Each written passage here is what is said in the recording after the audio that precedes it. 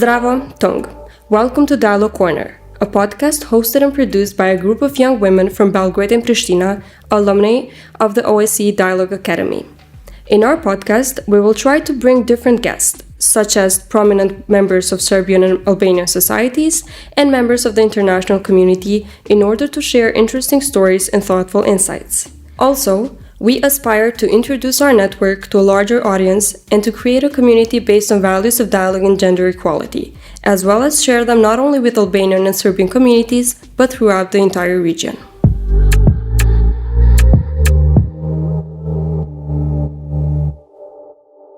Today with us we have Françeska Muço. Thank you so much, Françeska, for joining us. Françeska is an Albanian civil society activist, and since an early age she has been very active and passionate about civil rights and youth engagement in democratic processes by designing and implementing several projects and campaign related to youth and empowerment of women and education. And currently Françeska is filling in some interesting decision-making positions as she holds the position of the Secretary General of the Young Professionals Network of Albania and is a youth representative of Albania in the governing board of the Regional Youth Cooperation Office. Hi Françeska, thank you for joining us. Hello, Anya. Thank you very much for the invitation and for the great initiative that you have undertaken. I really appreciate it, and also thank you for introducing me. Hope I didn't miss anything, as you're really active and you're a prominent member of Albanian society. So in case I have missed something, feel free to. You were awesome as always. Thank you. As I have already said, you take some really interesting roles and hold some really interesting positions. And one of them is a position of youth representative of Albania in the governing board of RYCO. And it kind of functions based on a co-management system of decision making. So would you let us know and say something about the co-management system, as it is really interesting? Yes, I will. I don't want to sound with a lot of theory, or very technique, but it is very important to set a common ground, what we understand with co-management system on decision making. And so I will explain a little bit, and furthermore, we can see how it functions in RYCO. So the co-management system of decision making is an evolving concept where the governments, together with the user group, develop different policies. And furthermore, they work towards implementing them as a unit. So according to different management books, co-management or collaborative management is defined as the sharing of power and responsibility between the government and local resource users. And this type of mechanism can happen at different levels of decision making and can involve different actors of society. So it can take place at the central level, local level, and with the commercial, private sector, civil society, local communities, and a whole range of other public and private actors. So having this kind of mechanism is positive for several reasons, because it hinders centralization, is a good solution to many problems that can come from our type of governments, etc., etc. But I would single out the fact that it serves as a conflict resolution mechanism and power sharing. So as you can easily imagine, this partnership among government and users or representatives of a specific target group is quite important to maintain the balance, but in the meantime, a little bit difficult. At the end, there are a lot of pros and cons for this type of mechanism, but in my opinion, it still represents a good way to maintain the balance and to secure youth participation in decision making. Thank you so much, Françeska. So how does it function in the governing board of RYCO? As you might know, the governing board of RYCO is conducted from 6 representatives of the ministries or state agency in charge of youth and 6 youth representatives from each of the contracting parties. The youth representative from each of the contracting parties have been selected in different methods from youth organizations. What I do consider as very important within this structure is the fact that we have equal power of decision making, or in the moment that we want to undertake new initiatives which we do find relevant, and having access in different important documents of RYCO. So RYCO represents a unique system of youth empowerment through participation decision-making processes. Anyhow, the fact that we already have this kind of management mechanism doesn't mean that there is no work to be done. Since the role of the youth representative within the governing board should be strengthened and the selecting mechanism should be institutionalized, to never leave room for misrepresentation or mismanagement.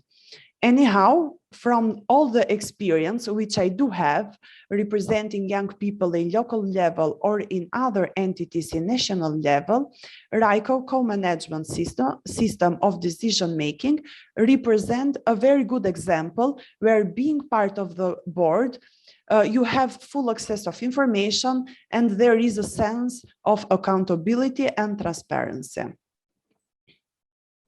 Thank you so much. And it sounds really interesting how the co-management actually really brings power and empowers different groups such as young women or youth in general to be treated as equals and to participate decision making as equals. Do you see it as such? Does it really help young people to influence decision making as equal, or is it pretty much just stays in theory?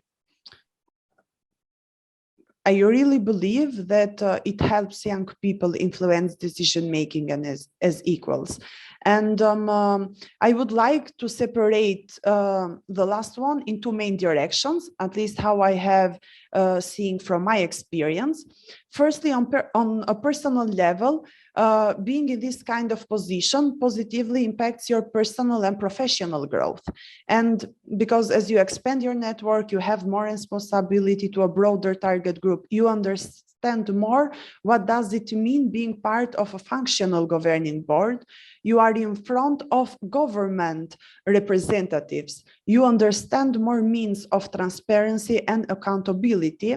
You are in touch with different types of procedures, but it also makes you more, how can I say, awake that we have more common problems, common challenges to work on than reasons to fight. So without any doubts, when it comes in a personal level, and here I don't think that I speak only for myself, but also for my colleagues or other people that has been in the same position, it really impacts you in a positive way. Secondly, in a broader perspective, decision making has a direct impact on the life of young people, which, as you know, are the largest percentage of the population in Western Balkan, at least as we speak, because with those migration trends, we don't know how the region's demography will look like soon.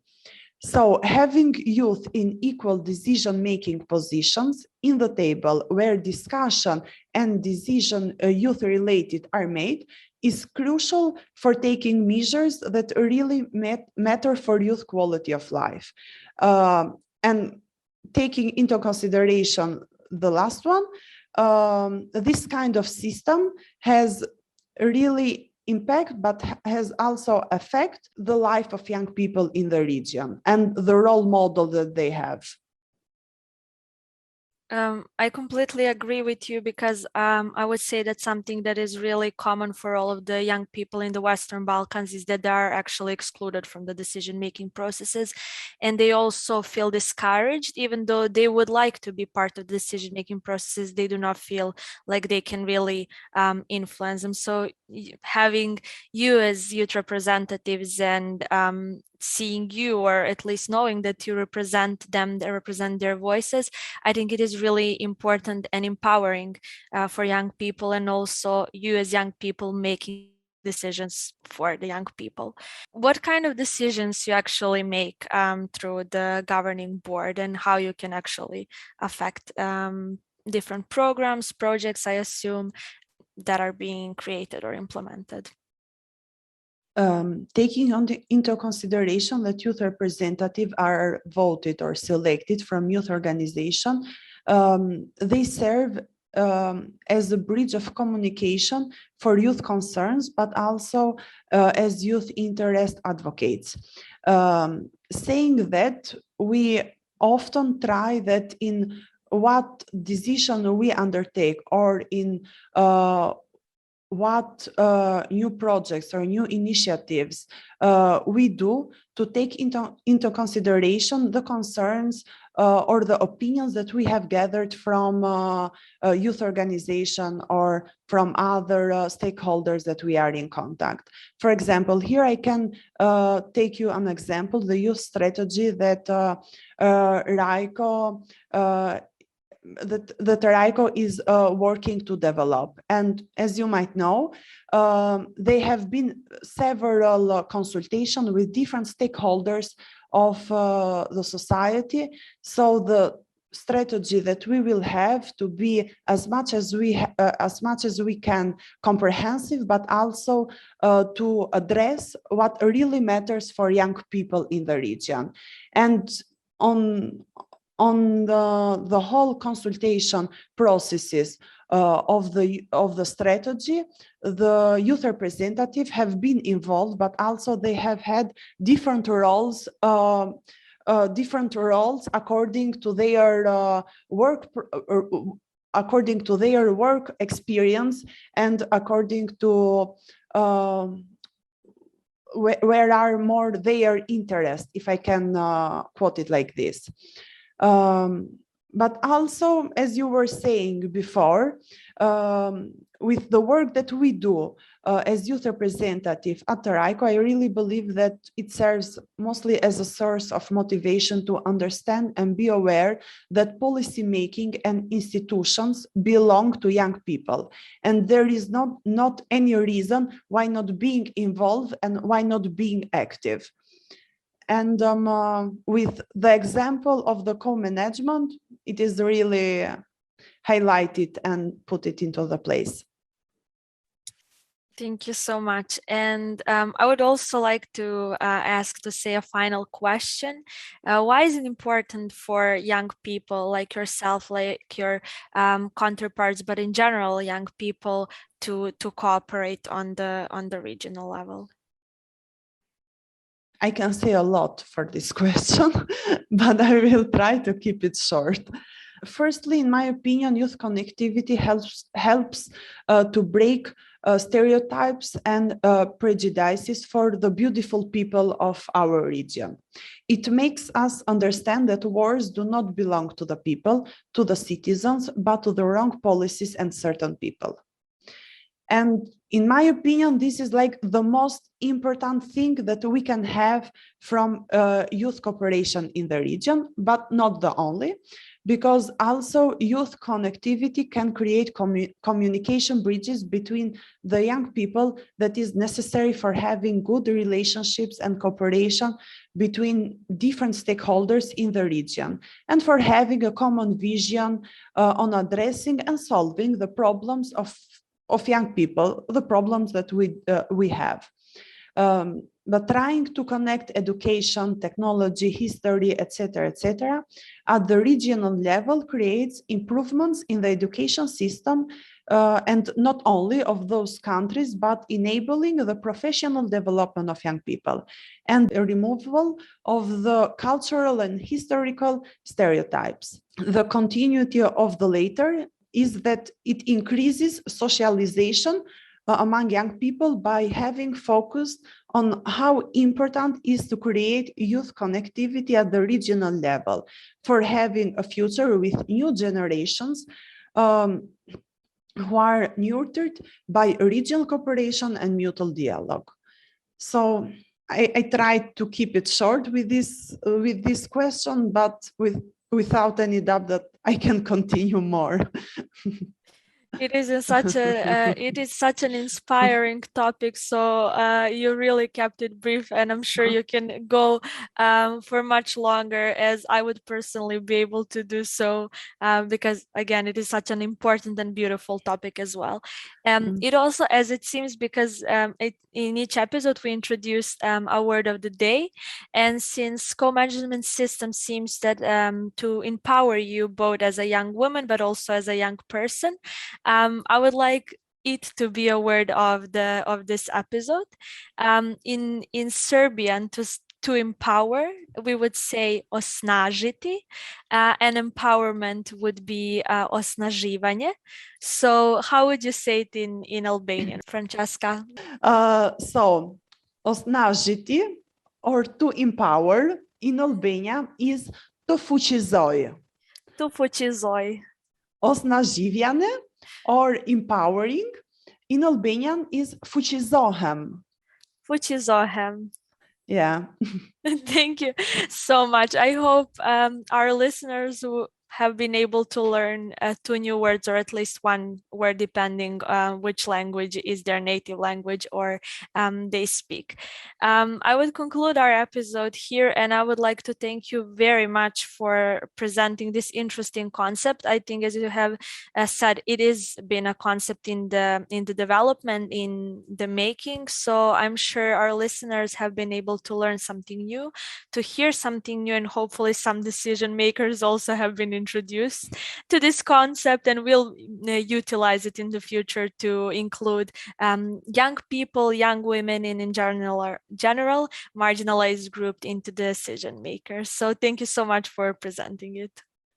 Thank you, Anya, for inviting me again, and it was my great pleasure to have this discussion with you and to learn a new word in Serbian. More than glad to welcome you. So thank you all for listening to our episode, and stay tuned for the following one.